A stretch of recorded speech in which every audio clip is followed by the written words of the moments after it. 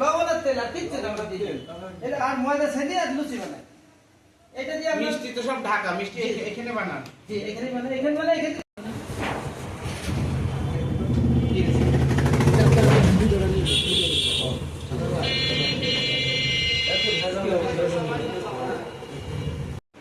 হ্যাঁ জি এটা কি ওটা দই এখনই প্যাকেটটা আমার দেখে পান না স্যার এটা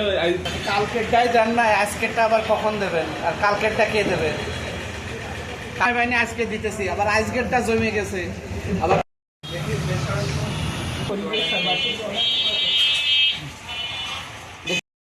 ফ্রিজে ঢুকাবেন না এটা না দিয়ে ঢুকাইছেন কেন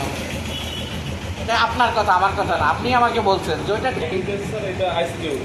আমি তো বলছি আমি তো সেটাই বলতেছি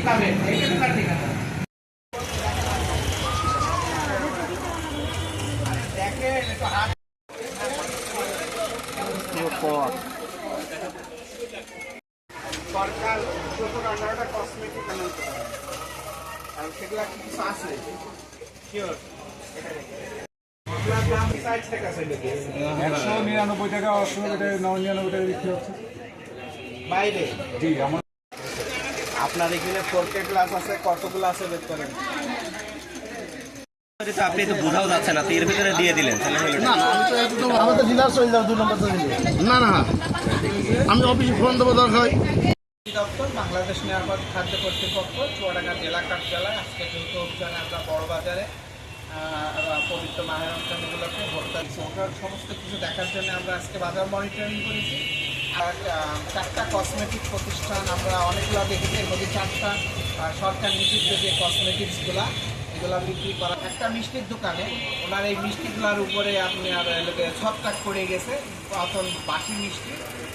এর জন্য ওনাকে 20,000 টাকা মোট 1,40,000 টাকা জরিমানা করা হয়েছে 5টা প্রতিষ্ঠানকে এবং একই সাথে সরকার নিষিদ্ধ যে কসমেটিক্সগুলো আছে এইগুলা যাতে কোনোভাবে ক্রয় বিক্রয় না হয় এবং এগুলা যদি কোনো কাস্টমার না থেকে বেরোতে থাকে এই জন্য সবাইকে